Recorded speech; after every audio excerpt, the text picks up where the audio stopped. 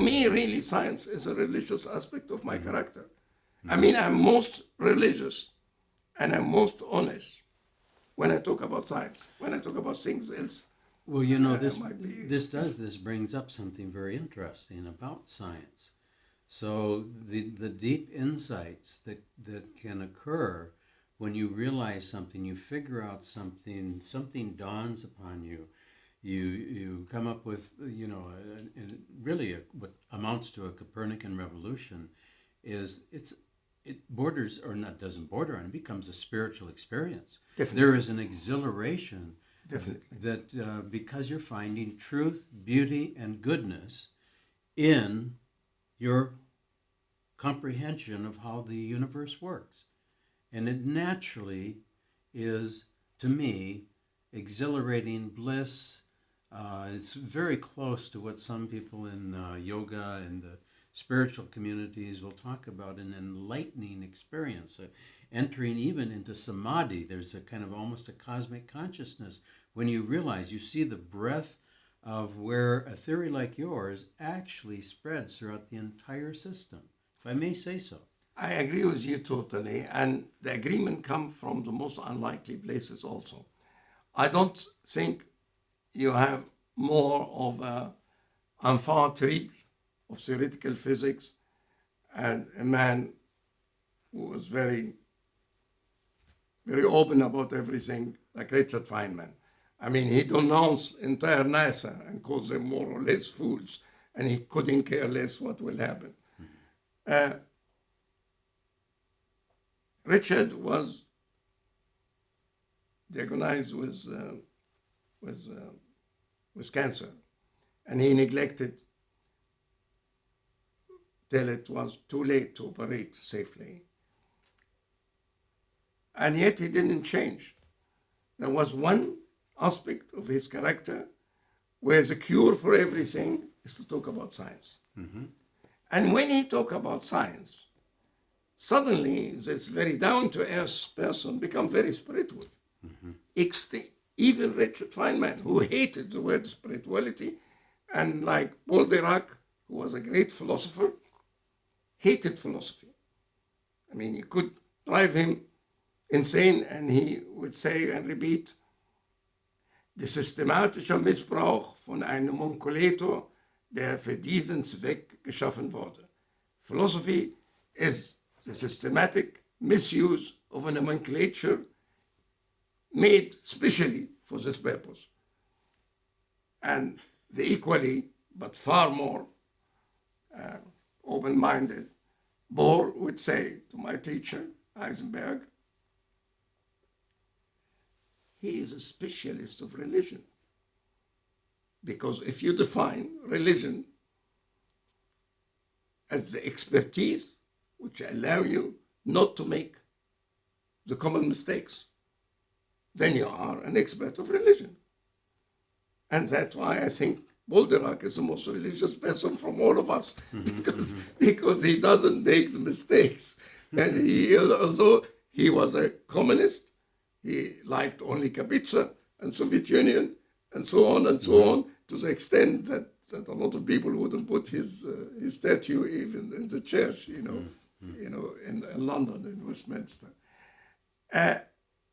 It is the most beautiful religious aspect of the world is the truth, and nothing is truthful more than finding the truth about nature. My background and interests in ancient wisdom, and our work with Douglas Baker, and my work with Theosophical Society and New York Open Center Esoteric Quest, and my relationship when I was a student at Birkbeck with David Bohm, and Bohm is working with Krishnamurti. And so he is all of these incredible spiritual dialogues. With Dalai Lama also. The Dalai Lama as well. And then we find, because we've talked quite a bit about the Moscow school, and it was once I was here, you gave me a book, and a very important book upon this Moscow school and their work with set theory, and then they're going into these spiritual states of consciousness, their kind of resonance and chanting. It is. I have never felt like what I felt when I was dealing with E equal mc square and generalizes to all what you say. And now I even have an insight I didn't put it even in the paper, but I have no problem of saying it here for anybody to take. E equal mc square was always seen at best as a way of showing that matter and energy are equivalent. It is more than that. And neither Einstein, nor I, nor Nikolai Omov, nor all the people who worked before Einstein and after him on this, including myself, realize what I will say to you now. It is more than that. It's a constant of nature. It's the maximum energy. It's just like gravitation and constant. And Einstein was not trying to drive this. Mm-hmm.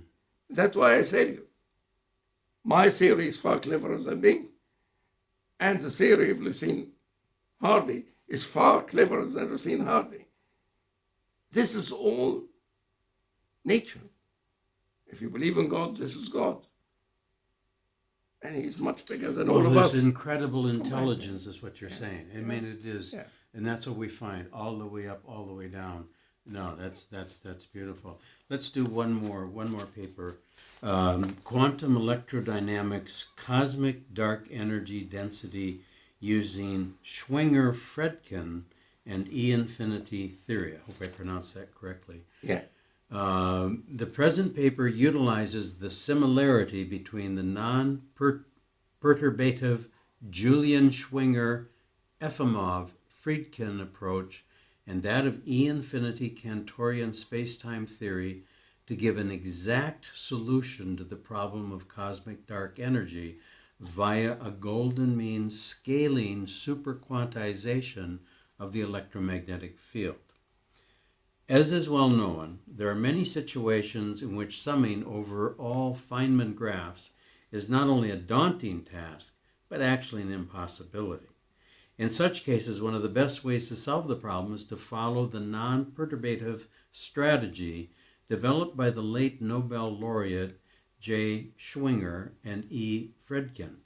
Another possibility similar in its non-perturbative character is the E-infinity theory, which resorts to summing over infinite hierarchical golden mean weighted dimensions. It is the aim of the present work, motivated by the Schwinger-Friedkin and E-infinity methodology, to see how the aforementioned methods can be used to drive the ordinary cosmic energy as well as the dark energy density of our universe. Starting from quantum electrodynamics, and in particular by applying transfinite renormalization and p-adic quantization to the inverse electromagnetic E-infinity fine structure constant. You have alpha with the bar over the top equals 20 times 1 over phi, which would be large phi to the fourth power, where the little phi equals square root of 5 minus 1 divided by 2. And of course, when you do the inverse, 1 over phi, that's when you come to the greater. We can determine with unheard of simplicity the exact cosmic measurable ordinary energy density as well as its complementary dark energy component, which cannot be measured at present in a direct way. Finally, we discuss towards the end of this short work the deep philosophical and number theoretical meaning of the present analysis and the reason for its considerable effectiveness. Yeah. There's so many I want to say, but I don't want to diffuse again, and be all over the place. But I cannot help but tell you this story. Tomonaga and Schwinger and Feynman got the Nobel Prize for the electroweak, quantum electrodynamics. They got the Nobel Prize. And when Feynman hears that Schwinger got it with him, he said, "Oh, so I was translated to Chinese now already," because he considered it hopelessly mathematical. It's funny because I am more into geometry and I'm an engineer, so more in pragmatism. than all of them. But somehow I never took, and I love Feynman because he is the same personality. He doesn't care what he's saying, and he says whatever comes to his mind, like me. But I never liked Feynman graphs. Yeah. Never believed that this little thing, they look very, very pretty, but somehow, maybe because of Feynman, incredibly engaging personality. I mean, as a man, you fall in love with him immediately when you hear him talking. And Zolli and Schwinger, who have the most superior functional mathematical brain, I think he is the biggest theoretical brain in the history of entire theoretical physics. But he is a bit aloof. And of course, he is using too much mathematics, which doesn't make everybody follow easily. And also because his brain size was bigger than usual and bigger than mine, at least, he glossed over so many steps that even people like, very famous people, without mentioning their names, they told me, how did he came to this from here? And then if you spend a month, then you know. And for Schwinger, it was absolutely trivial, you'd say. So I wanted to show here that really he was short of saying the golden mean. He and a couple of Russian, because the Russian very good at the golden mean, although we don't know that except through Alexei, your Alexei friend. Stekov, our friend. And very good at theory, and they are very good at mathematics. There's Moscow School of Mathematics, as you in America always love to say, and my son-in-law was everything awesome. So it's awesome. Yeah. If you don't say awesome, you are not American.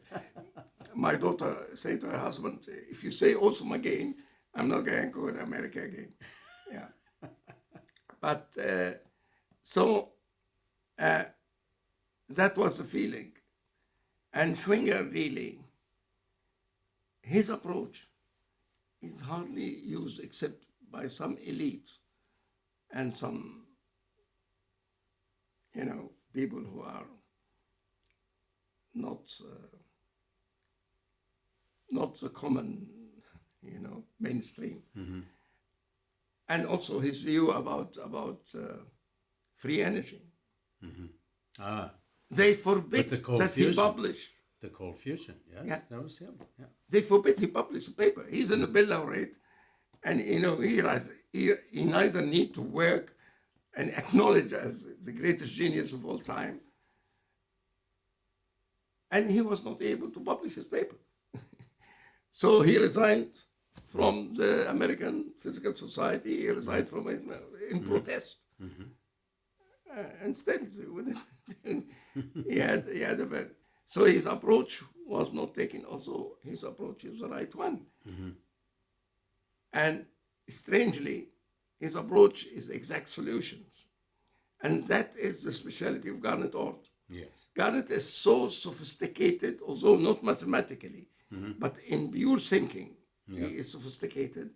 He doesn't like to do anything approximately. He always take a simple enough.